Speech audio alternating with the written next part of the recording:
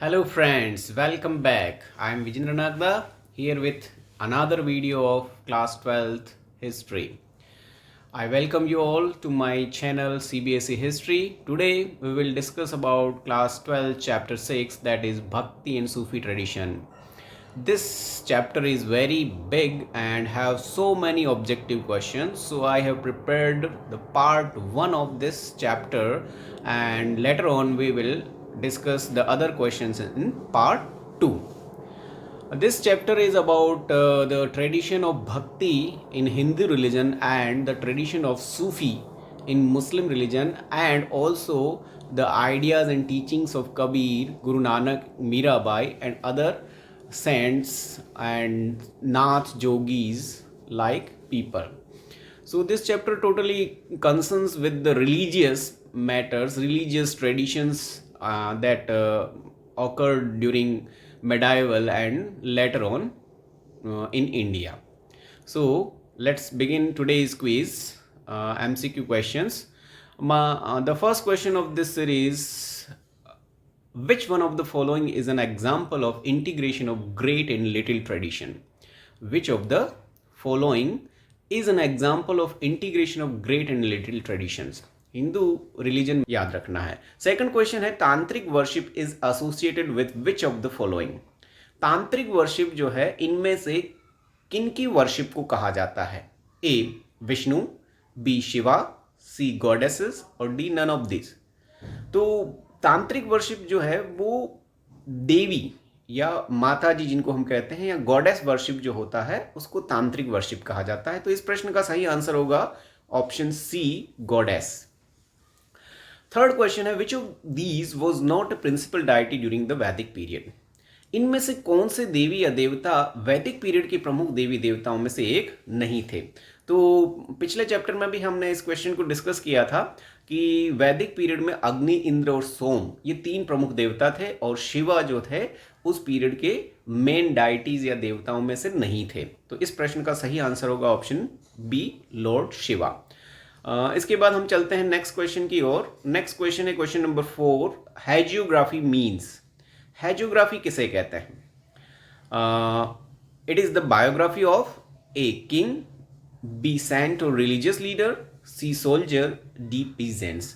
तो हेजियोग्राफी जो होती है वो पहले भी हमने डिस्कस किया हुआ इस क्वेश्चन को, कि जो साधु संत महात्मा और जो रिलीजियस लीडर्स या धार्मिक नेता रहते हैं उनकी बायोग्राफीज को हैजियोग्राफी कहते हैं. तो इस प्रश्न का सही आंसर होगा ऑप्शन बी, सेंट और religious leaders. Next question, worshipping of an abstract form of God is? भगवान के एक निराकार रूप की भक्ति को क्या कहा जाता है? मतलब जिस भगवान का आकार नहीं मानते हैं और गॉड को माना जाता है उसे क्या कहते हैं? तो बहुत इजी सा क्वेश्चन है. अगर आप इसका मीनिंग समझ जाएंगे कि व्हाट इज एब्स्ट्रैक्ट फॉर्म, तो you can easily identify the correct answer. Option A, saguna means with attributes. Saguna भक्ति का मतलब जिसमें मूर्ति पूजा की जाती है, जिसमें ईश्वर भगवान का कोई आकार माना जाता है, दैट इज सगुना. बी, तांत्रिक जो गॉडेस वर्शिप है उसे कहते हैं. सी, निर्गुणा विदाउट एट्रीब्यूट्स, यानी जिसमें कोई आकार नहीं माना जाता. तो इस प्रश्न का सही आंसर भी यही होगा option C, that is nirguna without attributes. And idol worship means जिसमें हम ईश्वर का कोई आकार, मूर्ति मानते हैं और उसकी वर्शिप करते हैं. Saguna and idol worship are the same. Sixth question, the anthologies of composition by Alvars is? Alvar जो सेंट थे तमिलनाडु के, साउथ इंडिया के, उनके द्वारा लिखे गए गीतों, भजनों के संग्रह को क्या कहा जाता है? ए, कराइकल अमैयार, बी, नल ईरा दिव्य प्रबंधम, सी, मूवेंदार्स और डी, अंडाल. तो यहाँ पर जो है तमिल वेदा के रूप में भी जिस बुक को माना जाता है, जो अलवार सेंट्स की कंपोजिशंस है, वो उसका नाम है नल ईरा दिव्य प्रबंधन. तो इस क्वेश्चन का सही आंसर होगा ऑप्शन बी, नल ईरा दिव्य प्रबंधन. इसके बाद चलते हैं हम नेक्स्ट क्वेश्चन की ओर. ये एक बहुत इंपॉर्टेंट क्वेश्चन है जो एक नए ट्रेडिशंस के बारे में है. Identify the main beliefs of Lingayats. Lingayat लोगों के मुख्य विश्वास को बताइए, वो गॉड के बारे में क्या विश्वास रखते थे? Option A, they believe that on death, the devotee will be united with Shiva and will not return to this world. वे मानते थे कि मृत्यु के बाद जो भक्त है उसकी आत्मा भगवान शिव में जाकर मिल जाएगी और वापस इस वर्ल्ड में नहीं आएगी। Option B, the believe that on death the devotee will be united with Vishnu and will not return to this world. वो विश्वास रखते थे कि मरने के बाद व्यक्ति की आत्मा भगवान विष्णु में मिल जाती है और वापस इस वर्ल्ड में नहीं आती है। Option C, they believe that on death the devotee will be united with Shiva and will return to this world. वो ये मानते थे कि मरने के बाद व्यक्ति की आत्मा शिव में मिल जाती है और वो वापस इस दुनिया में आती है। Last, they believe that on death the devotee will be united with Vishnu and will return to this world। वे ये मानते थे कि मृत्यु के बाद व्यक्ति की आत्मा विष्णु में मिल जाती है और वो वापस इस दुनिया में आती है। तो लिंगायत्स का एक जो सबसे इंपॉर्टेंट बिलीफ है कि लिंगायत्स लोग लॉर्ड शिवा को मानते थे और उनका यह मानना था कि मृत्यु के बाद व्यक्ति की आत्मा जो है वो शिव में जाकर मिल जाती है और वापस इस दुनिया में नहीं आती, वो मुक्त हो जाती है, वो एक तरह से उसे मोक्ष प्राप्त हो जाता है। तो इस प्रश्न का सही आंसर होगा ऑप्शन ए, और ये बहुत इंपॉर्टेंट क्वेश्चन है। इसके बाद नेक्स्ट चलते हैं सेकंड क्वेश्चन, 8th क्वेश्चन की ओर। The metal images of which Nayanar saints were consecrated by Parantaka first. Chola rulers में से एक परांतका फर्स्ट थे, उन्होंने नयनार सेंट्स की कुछ इमेज को ब्रोंज स्कल्पचर्स के रूप में बनवाया था। तो वो कौन थे? ऑप्शन ए अप्पार, बी संबंदरार, सी सुंदरार और डी ऑल ऑफ दिस। तो परांतका फर्स्ट ने 3 नयनार सेंट्स की इमेजेस को बनवाया था मेटल इमेजेस के रूप में, और वो ये तीनों ही हैं, अप्पार, संबंदरार और सुंदरार। इसलिए इस प्रश्न का सही आंसर होगा option D, all of this. इसके बाद चलते हैं नेक्स्ट क्वेश्चन की ओर। Question number 9, the collection of Nayanar hymns in Tamil is. Nayanar bhakti संतों के जो भजन का संग्रह है उसे क्या कहा जाता है, उसका क्या नाम है? तो हमने अभी अलवार्स का देख लिया था। अलवारों के जो भक्ति संतों के जो भजनों का संग्रह है उसे नल ईरा दिव्य प्रबंधन कहा जाता है। तो यहाँ पर नयनार्स का पूछा है, तो नयनार्स का करेक्ट आंसर है ए, तेवरम।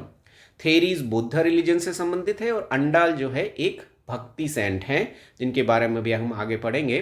तो इस 9th क्वेश्चन का आंसर है तेवरम। नयनार हाइम्स को तमिल में ये कहा जाता है, और ये भी एक बहुत इंपॉर्टेंट क्वेश्चन है। इसके बाद हम चलते हैं 10th क्वेश्चन की ओर। Andal was associated with which community. ठीक है, अंडाल इनमें से कौन सी कम्युनिटी या समुदाय से बिलोंग रखती है? अंडाल एक महिला सेंट थी। Option A Jainism, B Alvars, सी नयनार्स और डी बुद्धिज्म। तो अंडाल भक्ति सेंट थी और साउथ इंडिया की थी, तो अलवार या नयनार्स में से ही एक थी, और अंडाल जो है वो अलवार्स की थी। तो आप ए और ए को मैच करते हुए इसका सही आंसर लगा सकते हैं, गेस कर सकते हैं। तो सही आंसर है इसका ए, बी अलवार्स। उसके बाद चलते हैं नेक्स्ट क्वेश्चन की ओर। The Vira Shaiva tradition in Karnataka is led by. Important question है। कर्नाटका में जो वीर शैवा भक्ति मूवमेंट था उसके लीडर या उसको प्रारंभ करने वाले कौन थे? ए अंडाल, बी कराईकल अम्मैयार, सी बसवन्ना और डी परांतका फर्स्ट। तो परांतका फर्स्ट और अंडाल दोनों के बारे में हम जान चुके हैं। परांतका फर्स्ट एक चोला रूलर था, अंडाल जो है एक अलवार सेंट थी। बचे 2, तो कराईकल अम्मैयार जो है एक नयनार फीमेल सेंट थी, और बसवन्ना जो है इस क्वेश्चन का सही आंसर है। बसवन्ना ने ही वीर शैवा ट्रेडिशन या जिसको लिंगायत्स कहा जाता है उसको प्रारंभ किया था।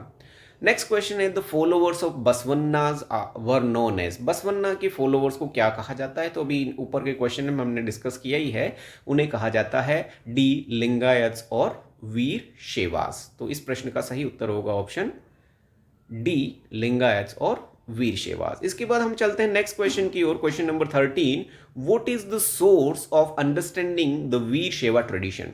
वीर शैवा ट्रेडिशन के लोगों के बारे में जानने के लिए हमारे पास सोर्स क्या है? ए तेवरम, बी वचनाज, सी गुरु ग्रंथ साहिब और डी बीजकास। तो ये एक इंपॉर्टेंट क्वेश्चन है। तेवरम नयनार्स का एक हाइम्स का कलेक्शन है। गुरु ग्रंथ साहिब में गुरु नानक और बाकी सिख जो गुरुज थे उनके टीचिंग्स को लिखा गया है। बीज का कबीर से रिलेटेड है। तो इस क्वेश्चन का सही आंसर है ऑप्शन बी, वचनाज। वीर शैवा को अगर वचनाज वी टू वी मैच करेंगे तो आपको थोड़ा इजी रहेगा याद करने में। तो इस प्रश्न का सही आंसर है ऑप्शन बी, वचनास। इसके बाद हम चलते हैं नेक्स्ट क्वेश्चन नंबर 14 की ओर। Who encouraged post puberty marriage and remarriage of widows? इनमें से कौन से संत ने या संतों ने महिलाओं की पोस्ट प्यूबर्टी मैरिज यानी आफ्टर मतलब एडल्ट हो जाने के बाद उनकी मैरिज और विडोज की रीमैरिज को एक तरह से एनकरेज करने का काम किया था उस पीरियड में? तो कौन से सेंट थे वो? ए नायनार्स, बी अल्वार्स, सी सूफीज और डी लिंगायत्स। तो इस तरह की महिलाओं की इक्वलिटी से रिलेटेड ये जो स्टेप्स हैं वो लिंगायत्स के द्वारा एनकरेज किया गया था इस तरह की चीज़ों को। तो इस क्वेश्चन का सही आंसर है ऑप्शन डी, लिंगायत्स। 15 क्वेश्चन है, wearers of the Shivalinga were known as? Shivling को पहनने वाले लोगों को क्या कहा जाता है? तो इस क्वेश्चन में ही आंसर है हमारे पास, बहुत सिंपल सा है, लिंग वियरर्स आर लिंगायत्स। ठीक है, तो अगर इसकी जगह वीर शेवाज आता है तो भी आपको शिव से मैच करना है, शिव और शेवाज, यानी that is also correct answer. Shivalingas means Vira Shaivas और द लिंगायत्स। तो इसका सही आंसर है डी, लिंगायत्स। इसके बाद हम चलते हैं नेक्स्ट क्वेश्चन की ओर। 16 नंबर क्वेश्चन है, फिल इन द ब्लैंक्स है, are the scholars of Islamic world in studies? Islamic world में जो कानूनों कि जो विद्वान होते हैं इस्लामिक कानूनों के, उन्हें क्या कहा जाता है? ऑप्शन ए सूफीज, बी उलेमास, सी शरिया और डी जियारत। ये बहुत इंपॉर्टेंट वर्ड्स हैं, इस चैप्टर में बार बार आए हैं। आपको इन सभी वर्ड्स का मीनिंग पता होना चाहिए। सूफी सेंट्स होते हैं, शरिया जो इनके कोड्स और लॉज को कहा जाता है, जियारत जो है पिलग्रिमेज को कहते हैं, और उलेमा जो हैं इस्लामिक वर्ल्ड और स्टडीज़ के जो स्कॉलर्स हैं उन्हें कहा जाता है। तो इस क्वेश्चन का सही आंसर होगा ऑप्शन बी, उलामा। फिर question number 17, which one of the following is not correctly match? इनमें से कौन सा जो जोड़ा है वो सही मैच नहीं है?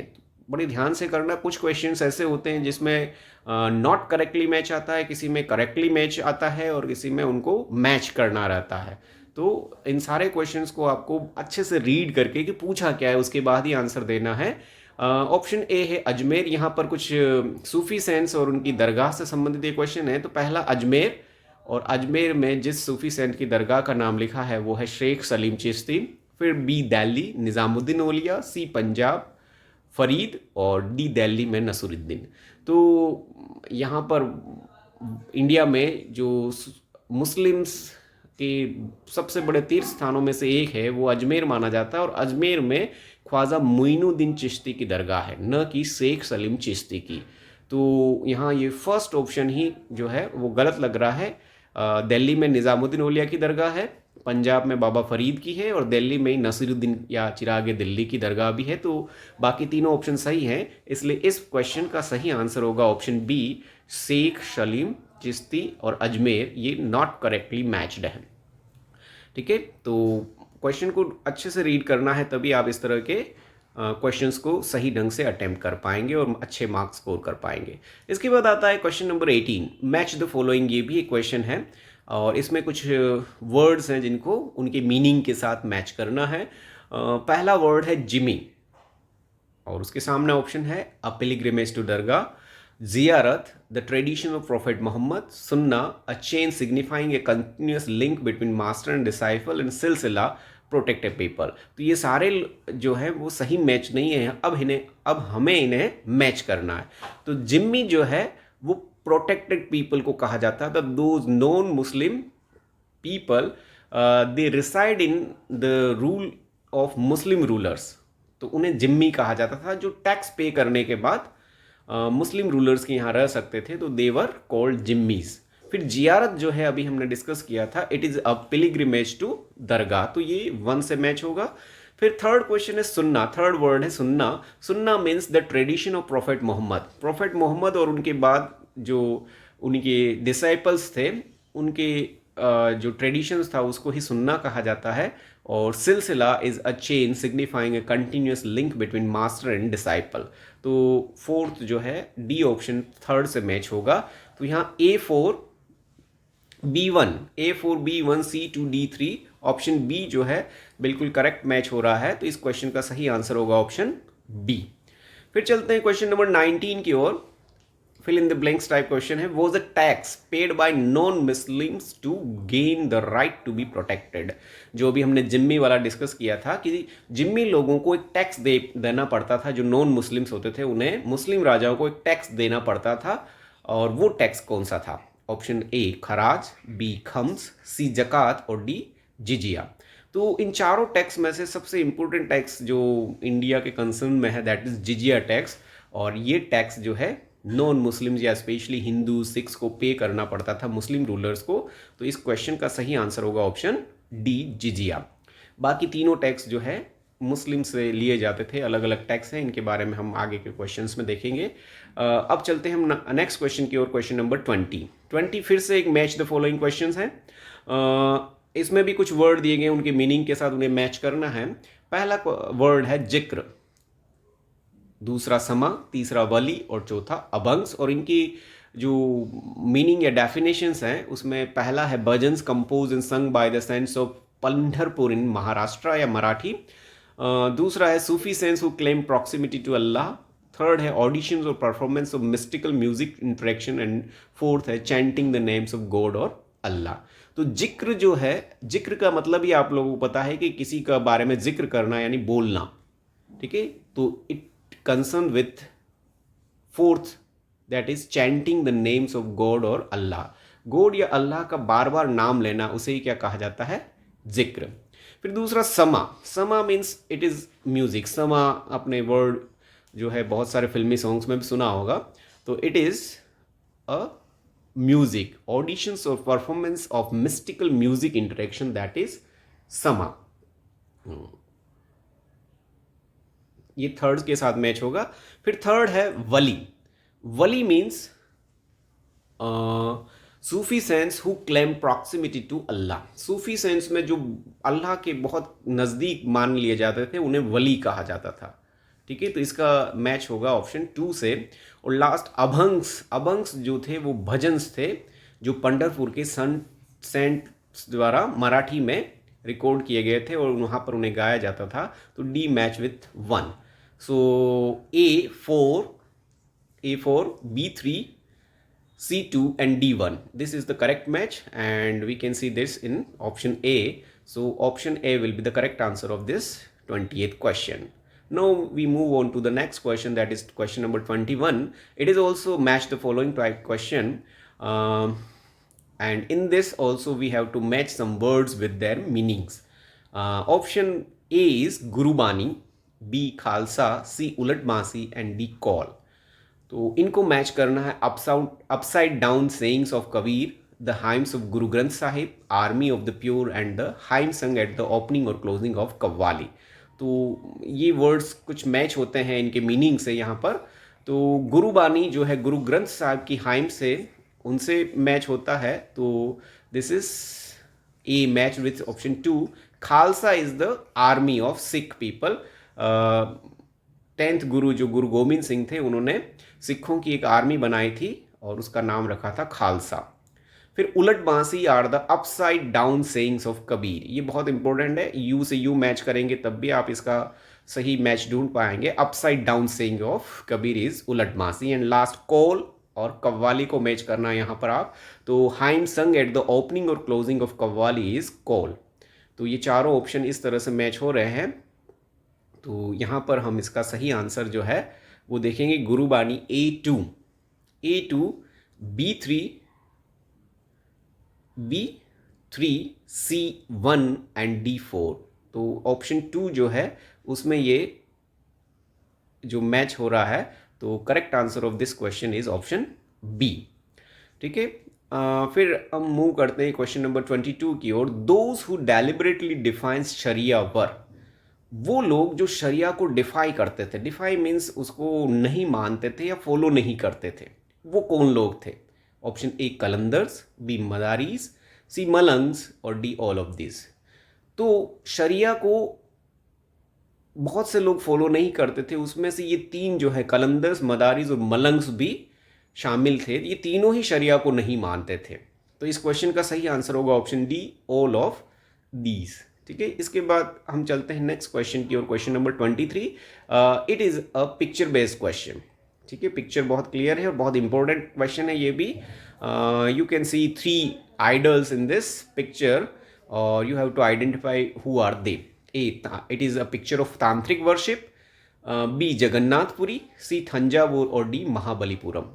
तो ये बहुत ही फेमस पिक्चर है अभी हिंदू रिलीजन की, एक यात्रा जो एनुअल एक तरह से होती है, हर साल की जाती है।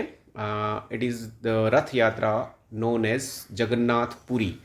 ठीक है, तो ये जगन्नाथपुरी के 3 आइडल्स हैं, स्कल्पचर्स हैं, लॉर्ड जगन्नाथ, सुभद्रा एंड बलराम के, ये तीनों के हैं। और ये मेनली उड़ीसा के ट्राइबल पीपल द्वारा वर्शिप किए जाते थे और इनकी जो मूर्तियाँ होती थी वो वुडन होती थी, लकड़ी की बनी होती थी और इसी तरह से ये बनती है।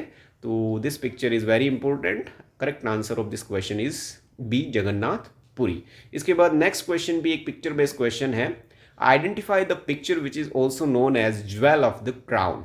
इस पिक्चर में एक बिल्डिंग दिखाई गई है, उस बिल्डिंग को आइडेंटिफाई करना है और ये बताना है कि ये कौन सी बिल्डिंग है जिसे ज्वेल ऑफ द क्राउन भी कहा जाता है। ऑप्शन है आपके, A Shah Hamdan mosque, B a mosque in Kerala with shikhara, C dargah of Moinuddin Chishti at Ajmer and D dargah of Nizamuddin Auliya at Delhi.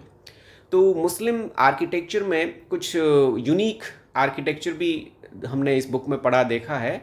Generally Muslim architecture में हर मस्जिद के ऊपर एक डोम होता था, लेकिन यहाँ पर जो मुस्लिम कुछ मॉस्क ऐसी भी हैं जिनके ऊपर डोम नहीं होता था और उनमें से ये केरला की एक मॉस्क है जिसके ऊपर शिखरा था, वो भी है। और दूसरी ये शाह हमदान मॉस्क जो कश्मीर में मिली है, ये पूरी तरह से वुडन मॉस्क है, पूरी लकड़ी की बनी हुई कश्मीरी आर्ट और आर्किटेक्चर को रिप्रेजेंट करती है और इसी वजह से इसे ज्वेल ऑफ द क्राउन भी कहा जाता है। तो इस क्वेश्चन का सही आंसर है option A, Shah Hamdan mosque at Kashmir. फिर मूव करते हैं 25th क्वेश्चन की ओर। Which sultan of Delhi first visited the Dargah at Ajmer. ये बहुत इंपॉर्टेंट क्वेश्चन है, आप सभी को इसको याद रखना चाहिए। ऑप्शन है इसके, A Akbar, B Firoz Tughlaq, C Mohammad bin Tughlaq and D Qutbuddin Aibak. तो ये जो चारों ऑप्शन हैं इनमें से 2 जो इसमें रूलर्स हैं दिल्ली सल्तनत की, उन्होंने इस दरगाह को विजिट किया था और उसमें Mohammad bin Tughlaq was the first.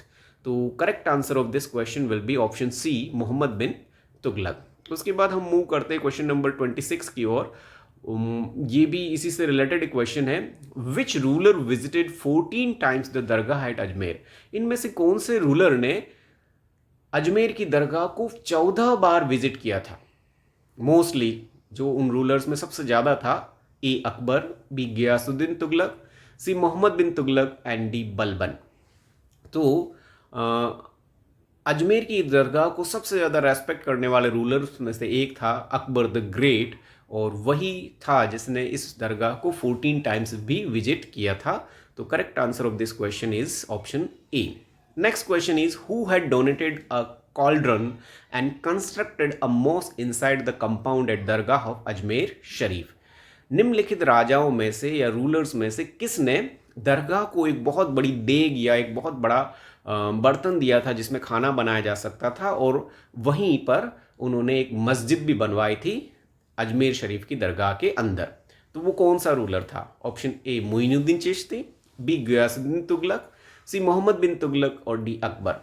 तो अभी हमने देखा कि अकबर ने 14 टाइम्स विजिट किया था और अकबर ही वो रूलर था जिसने एक बहुत बड़ी देग और एक मस्जिद का निर्माण यहाँ पर करवाया था। तो इस क्वेश्चन का सही आंसर है ऑप्शन डी, अकबर। फिर चलते हैं नेक्स्ट क्वेश्चन की ओर। Who is known as the lamp of Delhi. किसे चिराग दिल्ली या दिल्ली का चिराग कहा जाता है? Option A Moinuddin Chishti, B Nizamuddin Auliya, C Nasiruddin और डी अमीर खुसरो। तो इन चारों ऑप्शन में से मोइनुद्दीन चिश्ती तो अजमेर से संबंधित रहे थे, तो वो तो सही हो नहीं सकते। बचे हुए तीनों जो है दिल्ली से रिलेटेड थे, तो ये बहुत ही डिफ़िकल्ट ऑप्शंस हैं और इसमें से जो करेक्ट आंसर है दैट इज़ सी, नसीरुद्दीन। तो इस क्वेश्चन का आंसर है Naseeruddin, who is also known as the lamp of Delhi. Now we move on to the last question of this quiz or video, that is consider the following and answer. In options को या इन sentence को सोचना विचारना और उसके बाद दिए गए options को में से सही आंसर को चूज करना है. स्टेटमेंट 1 इज द कबीर बीज काज preserved bye Kabir Panth in Varanasi और यूपी. कबीर बीजक जो है उनको कबीर पंथ नाम के एक ग्रुप ने या ऑर्गेनाइजेशन ने वाराणसी या यूपी में उनको प्रिजर्व किया था. कबीर के जो भी श्लोकास दोहास थे उनको, और वो बीजकास नाम से जाने जाते हैं. और दूसरा, कबीर ग्रंथावली इज एसोसिएटेड विद दादू पंथ इन राजस्थान. कबीर ग्रंथावली जो है राजस्थान में दादू पंथ से एसोसिएटेड मानी जाती है. तो ये जो ऑप्शन ए है कबीर बीज का, preserve by Kabir Panth in Varanasi UP, it is a correct sentence. And option B या स्टेटमेंट बी भी एक करेक्ट स्टेटमेंट है. कबीर ग्रंथावली जो है वो राजस्थान के दादू पंथ द्वारा प्रिजर्व की गई थी. तो ये दोनों ही करेक्ट हैं, इसलिए इस क्वेश्चन का आंसर होगा both A and B are true. ठीक है, तो correct answer of this question is option A, both A and B are true. जैसा कि मैंने पहले ही बताया था, इस चैप्टर में बहुत ज़्यादा क्वेश्चन है. तो मैं अगले नेक्स्ट वीडियो में इस चैप्टर के रिमेनिंग जो इम्पोर्टेंट क्वेश्चन है उसके साथ फिर से एक बार आपके सामने प्रस्तुत होऊंगा. तब तक के लिए गुड बाय, और don't forget to like, subscribe and share this channel. Thank you, have a nice day. खुश रहिए, प्रसन्न रहिए, अच्छे से पढ़ाई करिए और खूब मेहनत करिए. You will definitely get success. All the best for your examination. Good day, good bye. Thank you.